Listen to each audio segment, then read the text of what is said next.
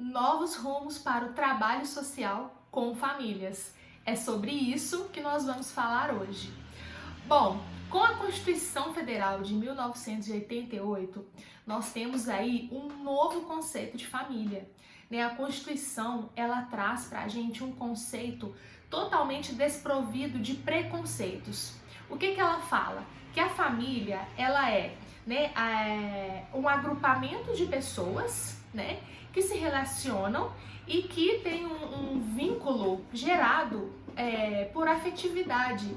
Ou seja, aquela família que antes era considerada a família a partir de laços consanguíneos, ela não é mais um formato padrão de família. Então a Constituição Federal, ela vem quebrando esses conceitos padronizados da família, trazendo um novo conceito totalmente desprovido de preconceitos, um novo conceito aí totalmente inclusivo que traz esse novo formato de família, ou melhor dizendo, esses novos formatos de família dentro do nosso país. E aí, gente, juntamente com isso, nós temos aí a igualdade de direitos entre homens e mulheres, nós temos o planejamento familiar, nós temos as legislações, logo em seguida nós temos o Estatuto da Criança e do Adolescente, nós temos a Lei Orgânica da Assistência Social e nós temos o SUAS com toda a sua legislação reafirmando que o nosso trabalho deve ter centralidade na família, ou seja, a política pública de assistência, ela deve trabalhar sempre com foco na família, porque é lá que tudo acontece, é lá onde tudo se inicia. Então, o nosso foco central de trabalho é sempre a família, e é o que é preconizado dentro da legislação e em todos os cadernos de orientações para se trabalhar, para realizar o PAIF nos nossos equipamentos.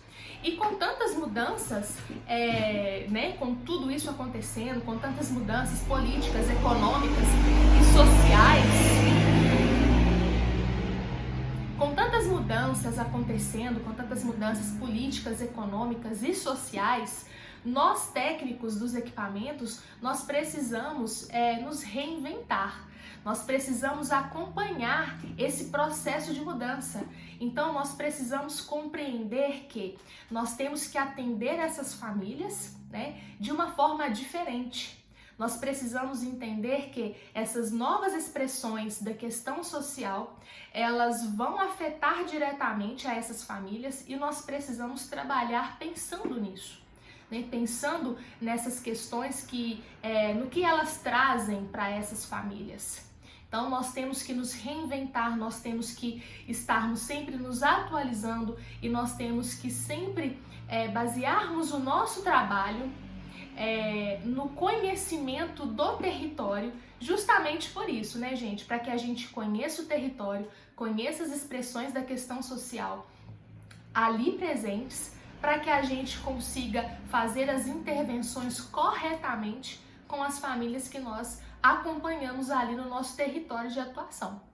E aí, o que a gente vê, gente? Quais são essas expressões? O que vem mudando nessa história das famílias, nessa mudança toda, desde a Constituição Federal e desde tudo, desde quando tudo isso vem acontecendo, todas essas transformações na sociedade. O que nós podemos observar de mudança nas famílias de lá para cá?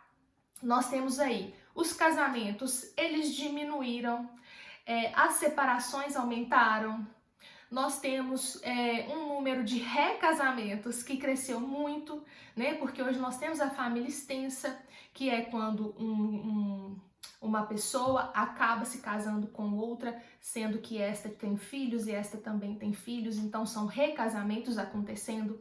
Nós temos um número de nascimentos que diminuiu, porque hoje as famílias, os pais, eles decidem ter apenas um filho e tem casais que decidem nem ter filhos. Então os nascimentos eles diminuíram. Nós temos um número expressivo de adolescentes que se tornam mães e pais. né, que também é uma expressão da questão social. Nós temos mulheres que decidem trabalhar e se tornarem mães só após os 30 anos. Nós temos, né, mulheres que decidem estudar. Então, hoje, nós temos uma transformação na sociedade muito grande e isso impacta muito na formação dessas famílias, né, na constituição familiar. E nós precisamos nos atentar para isso, para todas essas expressões que acontecem, para toda essa transformação dentro da nossa sociedade e o que isso impacta na família que a gente vai atuar ali dentro do nosso território. Então nós temos que estar atentos a isso, né? E o que acontece? Nós passamos nos últimos anos por uma transformação muito grande, econômica, política, social.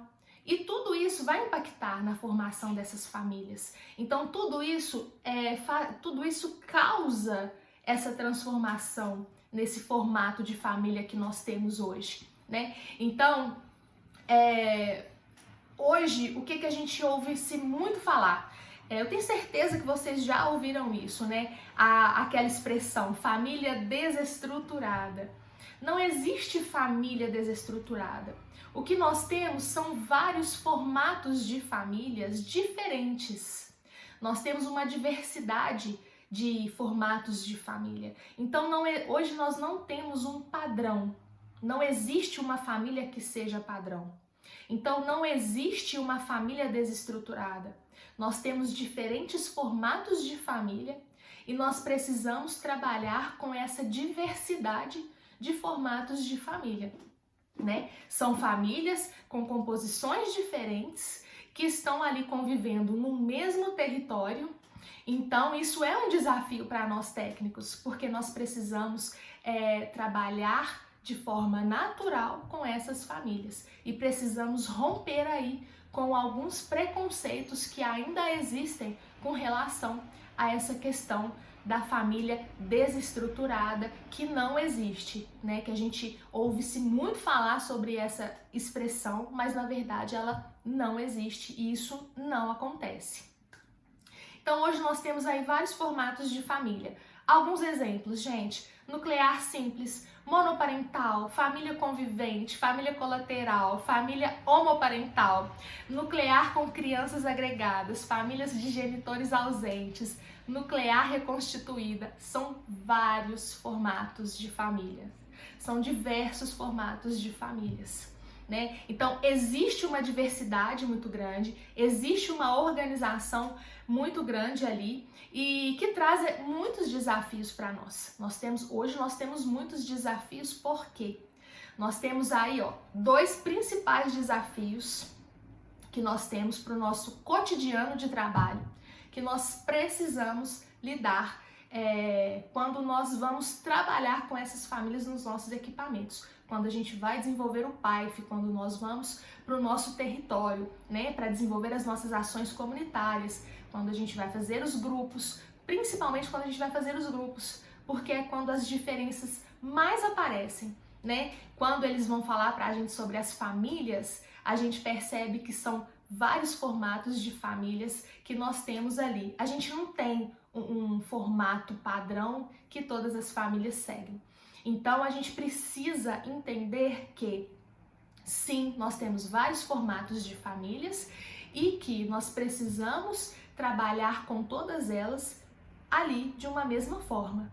Então, nós temos dois principais desafios, né, impostos a nós, profissionais técnicos, trabalhadores do SUAS, que trabalhamos com famílias dentro do PAIF, ali dentro do território. E qual que é o primeiro, gente? Conviver com a diferença. As famílias, elas são constituídas de muitas formas. Uma não é melhor que a outra, uma não é padrão, uma não é mais bonita do que a outra, uma não é mais correta que a outra. Não existe um modelo, né? Elas apenas são diferentes. Diferentes como? Na sua formação. Né? Eu costumo dizer no meu grupo que onde existe amor, onde existe respeito, onde existe cumplicidade, existe uma família sobre o mesmo teto. Então é nisso que a gente precisa pensar quando a gente vai conversar, quando a gente vai realizar, né? Conversar não, quando a gente vai realizar os nossos atendimentos e quando a gente vai realizar os nossos trabalhos com grupos, né?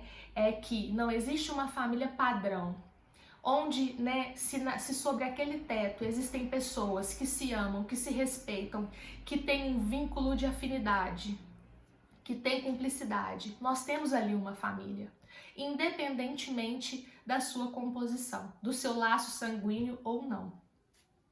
E respeitar a diferença, né? O que é isso, gente? É a gente respeitar essas diversas formações, esses diversos formatos de família. Porque a partir do momento que a gente respeita essa diferença, que a gente quebra com esse preconceito, né, a gente vai aproximar essa família ainda mais da gente, ainda mais do nosso equipamento. Porque quando a gente trabalha de forma, quando a gente não respeita essa diferença, a gente está tendo uma atitude de preconceito. E o que acontece? Essa família, ela se isola, essa família não vai fazer parte da comunidade, ela não vai fazer parte do serviço que a gente oferta. Então, nós temos que ter uma atitude de respeito pela diferença. Porque nós temos que entender a diferença, nós temos que respeitá-la, para que a gente tenha essas famílias todas ali no nosso equipamento, junto com a gente, para que a gente consiga trabalhar, né? Fortalecendo aquele vínculo, trabalhando a autonomia, fazendo com que aquela família se sinta cada vez mais pertencente àquele território ao qual ela pertence.